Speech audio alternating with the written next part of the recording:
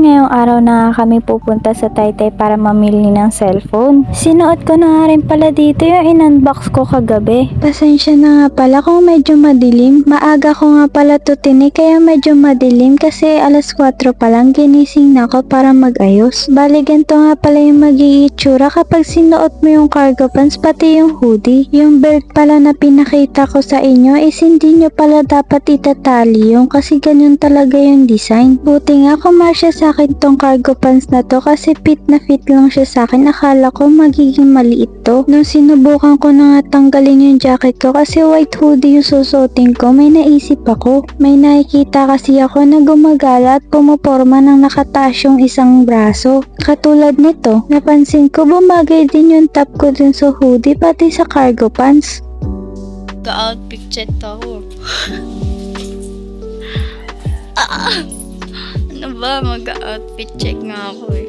Ay hindi, maayusin pala ako. Dumating na nga pala dito yung BF ko. Nung dumating nga siya, diretso nga siya sa salamin tapos nagpapapogi. Kaya ayun, it's time to shine para asarin siya. Wala talaga guys. Ang cold niya ngayong araw. Ano sabihin mo nga ulit yung sinabi mo? Ano ba? Ano ba yan? Sabihin mo ulit! Yung... Ginajudge niya yung makeup ko guys. Ang ganda-ganda ng makeup. Tapos ginajudge niya lang. Ang kapal daw ng makeup. Uy, no, ano lang yan ah. Wala akong foundation. Ano eh? Bibili kami ng pantisol. I'll buy some pandesal. Tuwing umaga nga, madaming bumibili dito ng pandesal kaya mahaba din yung pila. Umulan nga pala ng madaling araw kaya kung mapapansin nyo, basang-basa yung paligid. Nag-iingat nga kami dito kasi baka mabasa yung sapatos namin. Alatang kakagising lang. Kakagising kanina pa alas 4. Excited ka? Sus, excited. Dito excited. Ayun yung outfit check nga. Kita po yung outfit check, man. Ayun yung outfit ko. Outfit check, outfit check. Hindi, nagbabantay ng bahay. Pati nga pala si mama inaasar ko dito. Tapos ayun na nga, pagkatapos nga namin bumili ng mask ay umalis na kami. Malayo-layo pa nga dito yung stasyon ng tricycle kaya kailangan pa namin lakarin. Mga bandang alas 7 pa lang naman ito kaya hindi ganun kainit para lakarin.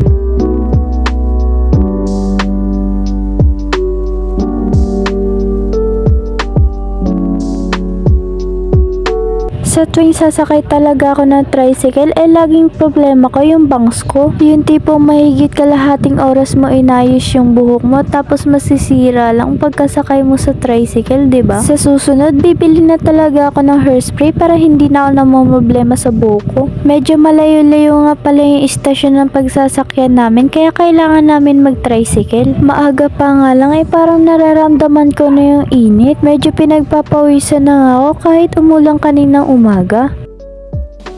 Ang init. Sobrang init. So, magtatali na ako. Nagintay pa nga kami dito ng mahigit 20 minutes para lang sa sasakyan namin. Tali na ako. Ang init.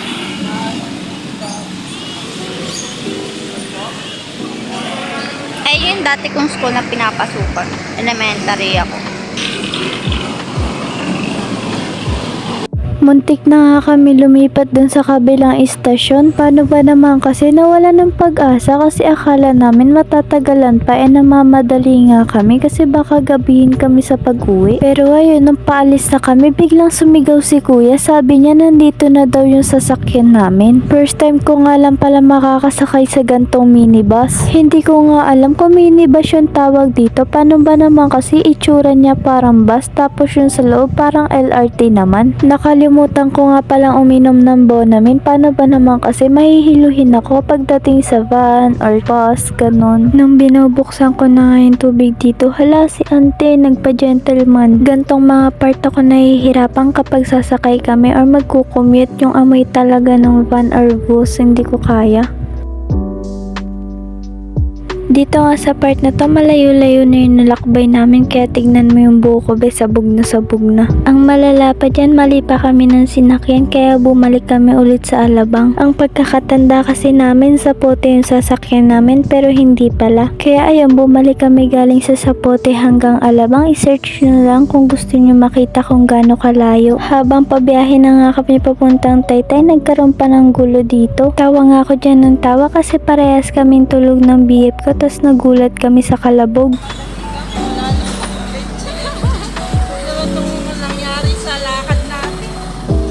Paano ba naman kasi sumingit tong kalbong to na nakamotor? Kaya muntik na masagi ng jeep yung motor niya, tapos bigla na lang siyang nagwala sa kalsada. Akala ko nga magwawala na rin dito si mama kasi puro kamalasan yung biyahe namin. Sabog na ako. Ako'y magre-retouch.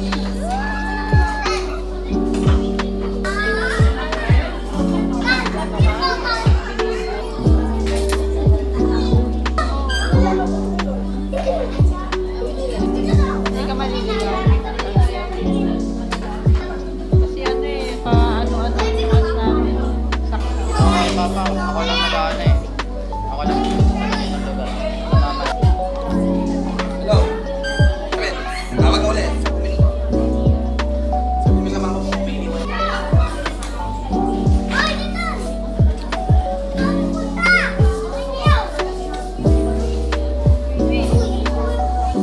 Alisin mo to. Wala na pa. Pera mo to. Tama pala. Habang naghihintay nga kami sa order namin, naisipan kong mag-ayos sa sarili ko. Paano ba naman kasi sa haba ng binyahe namin at sobrang init, ayan, nalusaw ang makeup ko talaga, tapos nasa jeep pa kami, kaya yung hangin sobrang lakas, kaya yung buhok ko nasisira. Ako nga pala yung umorder na makakain namin dyan. Hulaan nyo nga kung anong in-order ko. Basta budget meal lang yung in-order ko dyan. Baka kasi mamaya ma-short tayo sa pera, baka hindi pa tayo niya makauwi, yari na tayo nyan. Say hi.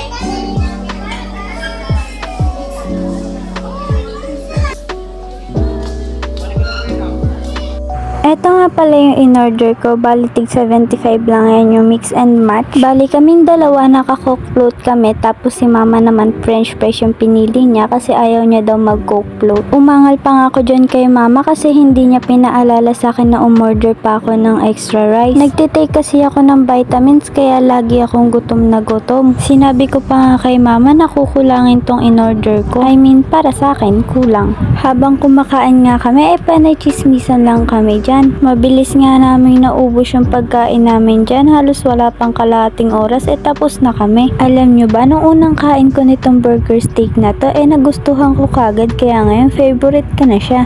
Baka may nais man libre dyan. Matapos nga namin kumain, bumiyahe na kami papunta sa Taytay. Hindi na nga ako nakapag-video dyan kasi naliligaw na kami. Hindi namin mahanap kung saan kami pupunta. Bago nga kami makapunta dyan, marami pa kaming pinagtanong-tanungan. Pagpunta nga namin, nagulat kami kasi sobrang tao, tapos sobrang haba pa ng pila.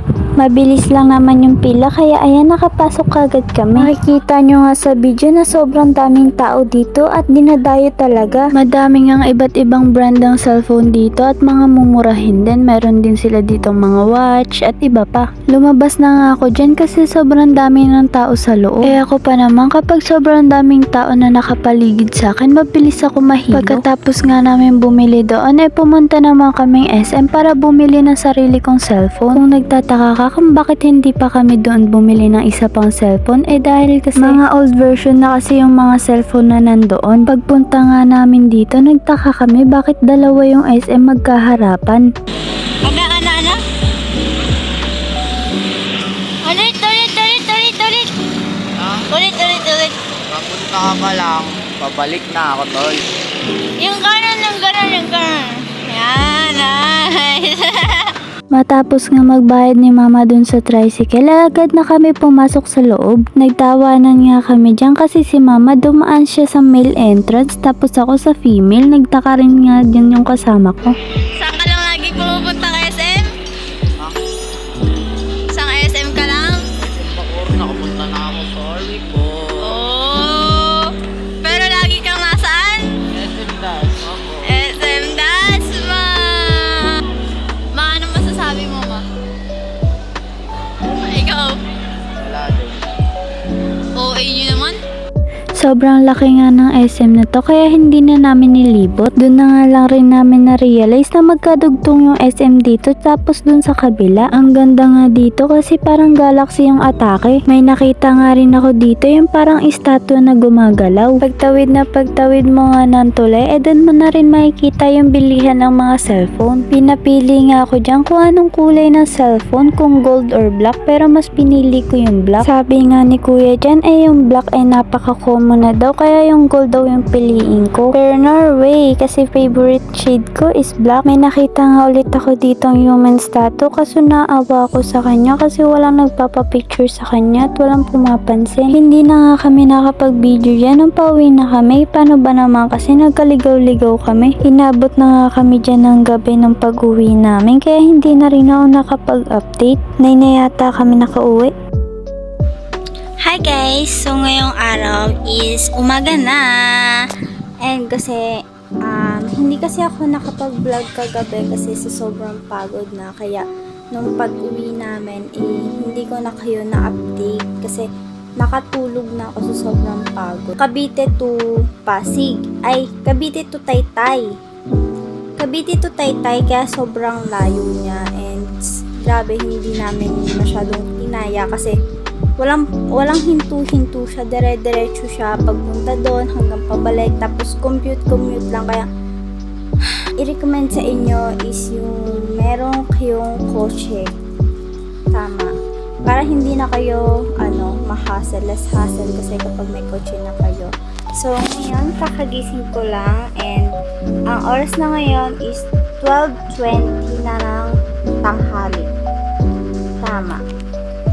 Tama, wala pa nga akong ayos. Kakagising ko lang. Then yung CP is ipapakita ko na lang sa inyo yung mga pinamili namin CP, which is dalawa lang naman yun.